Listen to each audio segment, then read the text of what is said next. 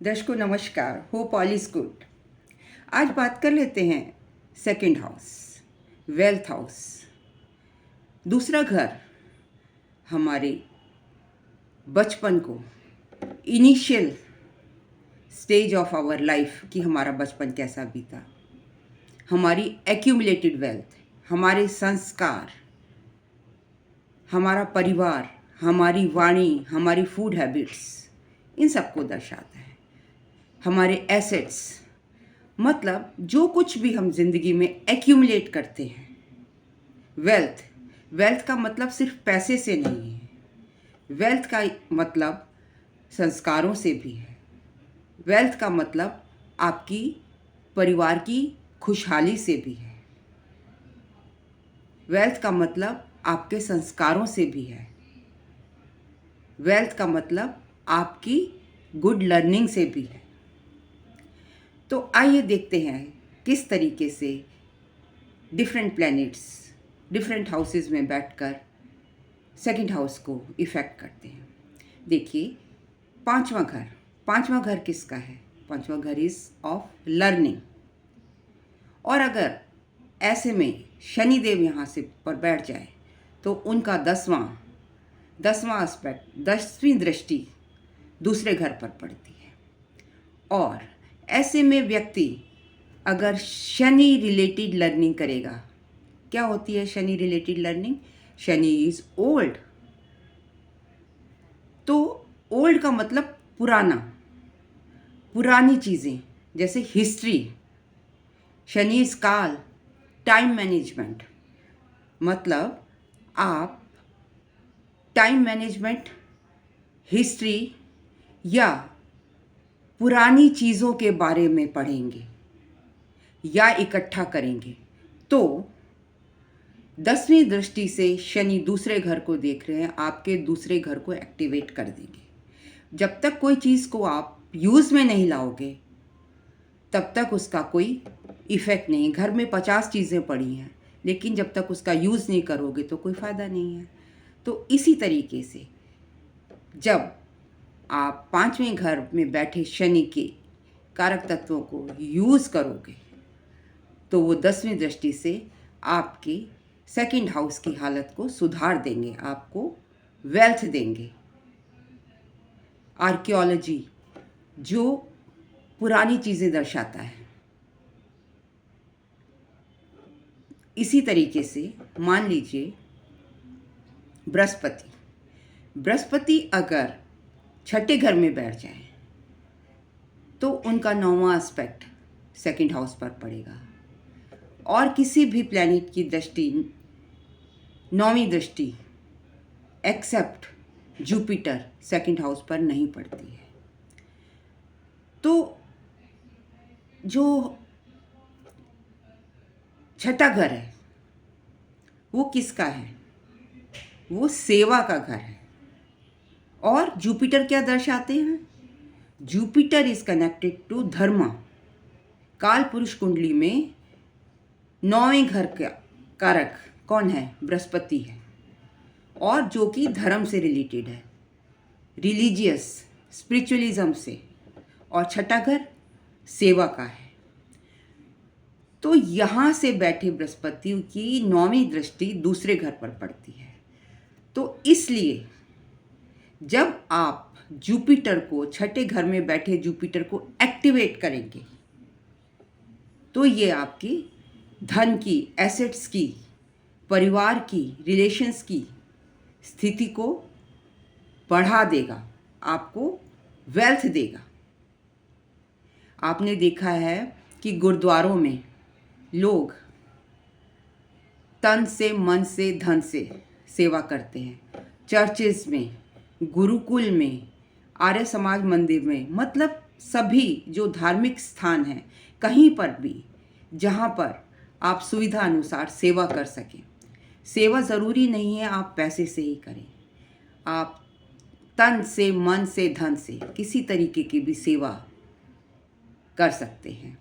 मान लीजिए सफाई का काम कर सकते हैं, ईश्वर को पुष्पमाला पहनाने का, उनको वस्त्र से सजाने का, उनको भोग लगाने का, या जहाँ पर भंडारा हो रहा हो उनको भोजन सर्व करने का, इस तरीके का, या आपकी जो भी इच्छा हो, पैसे से, धन से। अगर आपके पास समय नहीं और पैसा है तो आप उसका भी उपयोग कर सकते हैं। तो यहाँ पर छठे घर में बैठा बृहस्पति जब आप सेवा से एक्टिवेट करेंगे तो दूसरे घर में धन, एसेट, आपकी wealth, it is basically a house of accumulation, वो सभी चीज़ें यहाँ एक्यूमुलेट करता है, तो उनकी वृद्धि होगी।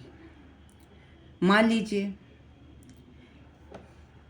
अब यहाँ पर एक बात और है, जो बृहस्पति है वो छठे घर का कारक है, और सॉरी 9वें घर का कारक है, और 9वां घर हमारे पूर्वजों को भी दर्शाता है। तो जब जब उनकी पुण्यतिथि आए आप भंडारा कीजिए, टेम्पल्स में कीजिए, गरीबों को खाना खिलाइए, जो भी आप सेवा कर सकते हैं। लेपर्स को पट्टी बांधिए या बंधवाइए, दवा के पैसे दीजिए, हॉस्पिटल में भी सेवा कर सकते हैं। ये भी तो एक धर्म का काम है। बेशक आप टेम्पल में नहीं कर रहे हैं, but it is also a work of धर्म। तो जो भी जहाँ भी जिसको भी, जैसे स्कूल में जो बच्चे बुक्स नहीं खरीद कर सकते, उससे सेवा कीजिए। बेसिकली हमें सेवा करनी है। बृहस्पति कह रहा है सेवा करो तो मैं आपकी धन की, वेल्थ की, संस्कारों की, फैमिली की स्थिति अच्छा कर दूंगा। अब अगर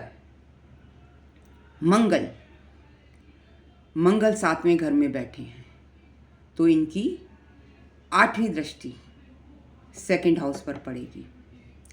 तो ये मांगलिक का भी उपाय है। जो लोग मांगलिक हैं उनके लिए भी है, और अदरवाइज क्योंकि 7th दृष्टि से ये लग्न को भी देखता है।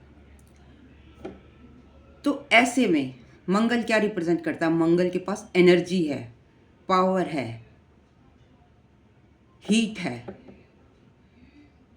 तो गर्म प्लैनेट है। और परिवार में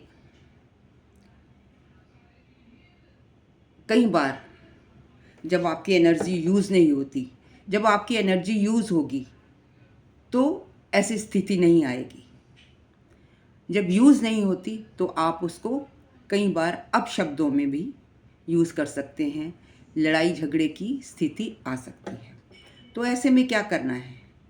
आपको मंगल की एनर्जी को यूटिलाइज करना है, एक्टिवेट करना है। कैसे? हस्बैंड वाइफ दोनों या तो सुबह उठकर शाम को जैसे भी आपको टाइम मिले या सूट करे दौड़ लगाइए। क्या होगा? आपकी एनर्जी यूज़ होगी। उसका जो मंगल है वो एक्टिवेट होगा। जिम, व्यायाम, दोनों लोग व्यायाम कीजिए तो इससे आपकी वेल्थ भी बढ़ेगी और आपके रिलेशंस, जो एनर्जी लड़ाई झगड़े में जाती है वो मंगल की एक्स्ट्रा एनर्जी को आपने जिम के थ्रू, एक्सरसाइज के थ्रू, वॉक के थ्रू, दौड़ के थ्रू, खेल कूद के थ्रू उसको नेगेटिव एनर्जी को नष्ट कर दिया, उसको आपने पॉजिटिव बना दिया। तो इससे आपके रिलेशंस भी इम्प्रूव होंगे और आपकी वेल्थ भी बढ़ेगी। सेकंड हाउस के सारे कारक तत्व, सिग्निफिकेशंस जितने हैं वो उनमें अपलिफ्टमेंट होगी। 8वें घर में शनि बैठा है, उसकी दृष्टि कहाँ पड़ेगी? सेकंड हाउस पर पड़ेगी। मरकरी बैठा है, सेकंड हाउस पर पड़ेगी। तो ऐसे में आप 8वें घर संबंधी ज्योतिष, तंत्र मंत्र, ऑकल्ट साइंस, रिसर्च जैसे सब्जेक्ट्स का अध्ययन करेंगे। गुप्त ज्ञान जो जमीन के नीचे, जैसे मेटलर्जी, या अगर शनि बैठा है एग्रीकल्चर, इस टाइप के काम करेंगे और उसको एक्टिवेट करेंगे, सैटर्न को एक्टिवेट करेंगे। या मर्करी रिलेटेड एस्ट्रोलॉजी रिसर्च, इन फील्ड्स में एक्टिव होंगे तो सेकंड दृष्टि से वो आपके दूसरे घर पे आपकी वेल्थ की स्थिति को बढ़ाएगा, आपको धन देगा, आपको पैसा आएगा, आपके संस्कार अच्छे होंगे, आपके फैमिली के रिलेशंस अच्छे होंगे, परिवार में एकता रहेगी।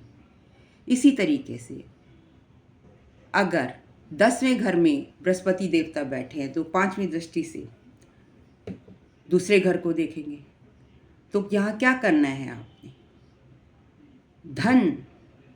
धन एकत्रित करने के लिए आपको गुरु की तरह गुरु बनकर दूसरे को ज्ञान देना होगा। जो ज्ञान आपके पास है वो आपको दूसरों को बांटना होगा, तभी आपके सेकंड हाउस के सिग्निफिकेशंस में लाभ होगा। सिमिलरली अगर शनि बैठे हैं 12वें घर में तो 12वां घर किस चीज़ का है? चैरिटी का है। और यहाँ से तीसरी दृष्टि से शनि किसे देख रहे हैं? दूसरे घर को देख रहे हैं। और सैटर्न इज सर्वेंट। और आपने फिर डोनेशन किसको करना है? डोनेट किसको करना है? सर्वेंट्स को। सर्वेंट्स का ख्याल रखना है, उनकी इज्जत करनी है, उनको छोटे मोटे गिफ्ट देते रहना है, उनकी ज़रूरतों का ख्याल रखना है। अगर आप ऐसा करेंगे तो आपका दूसरा घर खुश हो जाएगा। खुश हो जाएगा मतलब आपके पास वेल्थ आएगी। तो देखिए, आपको कुछ भी नहीं करना है, कुछ एक्स्ट्रा एफर्ट्स नहीं करनी है, बस अपने जीवन को एक नया मोड़ देना है। अपना माइंडसेट ऐसा करना है जिससे आपका जीवन सुचारू रूप से अच्छा चले। आप और अच्छा कब चलता है? जब आपके पास इनफ मनी होती है, तो आधी लड़ाई तो ऐसे ही ख़त्म हो जाती है। तो ये था मेरा विश्लेषण about second house, activation of second house. If you liked my video, kindly like, comment, share and subscribe. And in case of any consultation, you can contact me at snehkapoor1812@gmail.com. Thank you very much for listening me so patiently.